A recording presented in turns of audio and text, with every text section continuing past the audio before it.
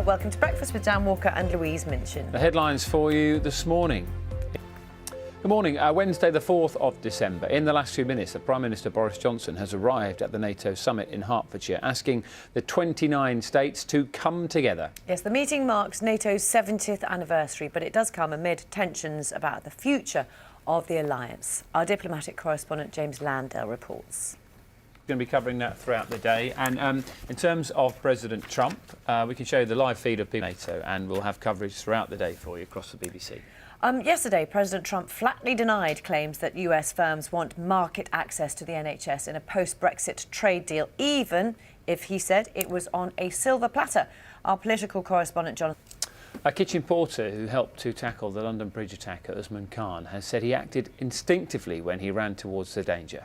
Lukash, who has asked for his surname to remain private, grabbed a pole to fight Khan when he began stabbing people in Fishmongers Hall on Friday, killing 2 of them. In a statement, Lukash called the attack sad and pointless. Adam Woods has more. The American billionaire Elon Musk has appeared in court in the United States, accused of defamation.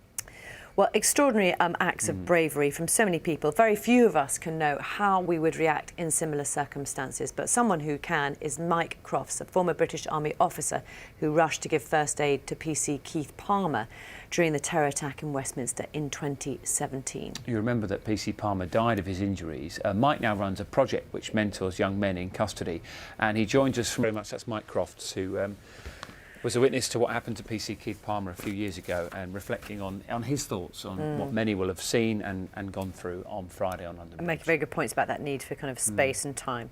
Let's catch up with the weather right now. It looks like it might be rather Now, the climate change activist Greta Thunberg sailed into Portugal yesterday after a 3-week catamaran journey right the way from the United States. Yes, she refused to fly because it's bad for the environment, as she says, and is due to attend a UN conference on global warming. We'll hear about the UN conference in a moment from Andrew Shepherd. Morning. Of travel, we might be watching President Trump take a 20-mile helicopter journey shortly. Absolutely, he's due to take off to go to this NATO meeting. We've seen world leaders, NATO leaders, arriving there in the last few minutes or so. Boris Johnson, we know, is there so far, but as far as we understand, President Trump has not taken off. We will try and get this shot of that when that happens.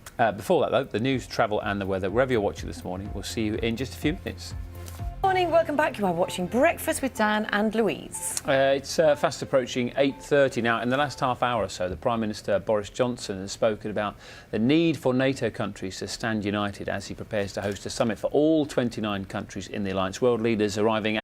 So Boris Johnson was there about 45 minutes ago. There's a series of other world leaders who have been arriving as well. And timing-wise this morning, President Trump, who's been staying at Winfield House, which is the home of the American ambassador to the UK, which is in Regent's Park, is getting in his helicopter and coming to the Grove Hotel in Hertfordshire to join the rest of the world leaders at NATO. I'm sure we'll have pictures of him arriving as well, and then there's various discussions. Then there's what we call a family photo as well. They're going to have that, and then they go on to their 3 hour. Who stands where and all that. Yeah, exactly. Yeah. And then they have a 3-hour meeting. We'll be back there shortly. In other news, a kitchen porter who helped to tackle the London Bridge attacker Usman Khan has said he acted instinctively. The American billionaire Elon Musk has appeared in court in the United States accused of defamation. A British diver who... So it's just after 8:30, coming up on the programme in the next... The world's best-selling single ever. Amazing. 50 million copies. But never been number one in the UK. Never been number one in the... They're trying to change that, aren't they, this year?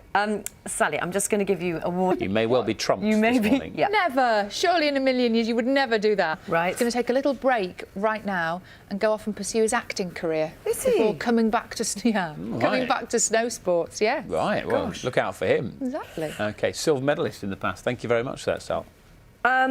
Just in the next few minutes, we are expecting, we know that this summit is taking place later today, this NATO summit. They're all meeting, they're having a 3-hour meeting.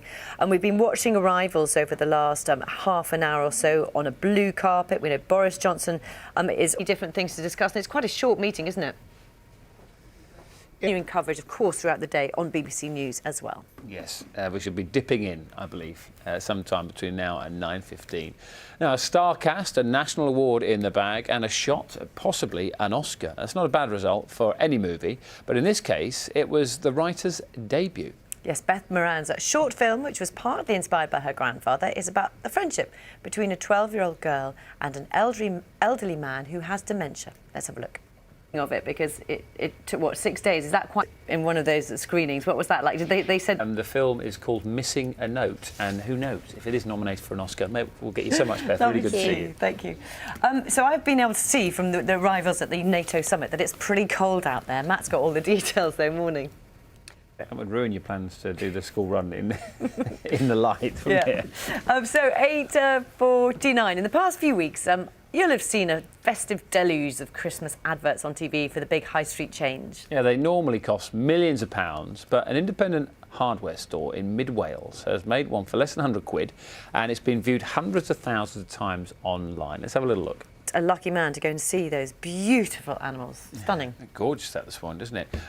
We've got still plenty to come between now and 9:50. We might be dipping into a bit of NATO summit action for you as well. Absolutely. We are expecting. We know that most of the world NATO leaders are there. 29 leaders are going to have a 3-hour meeting. We know that President Trump will be on his way shortly. We are hoping to get a glimpse of the helicopter, Marine One, if that happens in the next 15 minutes. Would you like to see the motorcade standing by for standby? Have a little look at this. They are preparing themselves to walk. Good point. Right now, let's get the news and the travel and the weather wherever you are. Hello, welcome back. So the eyes of the world are on Watford this morning as the leaders of all 29 NATO member states gather there for a summit marking 70 years of the alliance. Yeah, could those start? And there's been quite a bit of chatter about this with a rather awkward meeting between President Trump and some of his counterparts, including our own Prime Minister Boris Johnson, Canada's Justin Trudeau and the French President Emmanuel Macron as well. Yes, they were caught on camera at a function last night, actually at Buckingham Palace, where they appeared to be criticising the American leader's timekeeping. Have a look at this. I don't know about you, but I've been absolutely fascinated this morning because there was this reception, wasn't there, at Buckingham Palace, and it was all obviously highly choreographed, and then you get these kind of off-camera moments, don't you, when perhaps caught off guard. But the whole thing, you know, it's just fascinating watching them at that sort of event, isn't it? It is, because body language is one thing, and there's another video doing the rounds, because you might have seen the hair of Princess Anne in that little circle of friends there.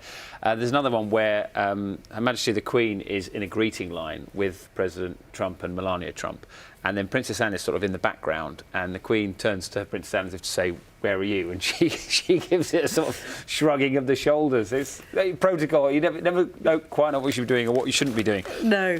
One thing today, though, it will be a very close look on body language. Have a look at this, and handshakes. Who stands where when they do the big team photo as well. This is President Macron and President Trump as well, with their handshakes. It's interesting, isn't it? I know. And people write a lot about, you know, what it means, who's in, what it means, who goes first. Yeah. We do know, what we do know is that most of the NATO leaders have arrived at this country house hotel where they're going to be having the meeting a little bit later. We are expecting President Trump to arrive there as well in the next few minutes or so. Who knows? We'll have a look at we'll show you what it looks like this morning. So he was staying at the US. As and when President arrives. Might happen between now and 9:15. It might not, but we showed you that sort of nearly snowy scene. And I see what you've done here. You've done a link, haven't you? Yeah, it was a little cheeky link there. You went back to NATO. I was trying to bring it all together beautifully because Bing Crosby's White Christmas is synonymous with the festive season. Released in, would you believe, 1942, and it remains today the world's best-selling single by some distance. Doesn't it? And now Bing's distinctive lyrics have been set to newly recorded arrangements performed by the London Symphony Orchestra. In a moment, we'll hear from Bing's daughter, who shot JR in Dallas.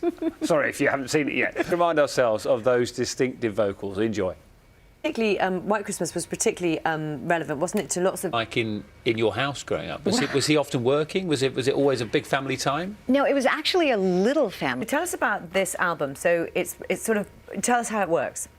Well, they've remastered... See the sort of... I mean, I'm probably reading a lot into it, but the sort of respect on both sides. Thing which, just sort of reading about some of the things your dad managed to achieve. I mean, we talked about record sales earlier, and radio ratings, and motion picture grosses, right? So, from that whole time between 1931 and 1954, he led every single one of those. Yeah. So, for 2 decades plus. I mean, he was everywhere, wasn't he? He was top of the heap. Hasn't had a Christmas #1. This is important. I know. Here in the UK. Bad.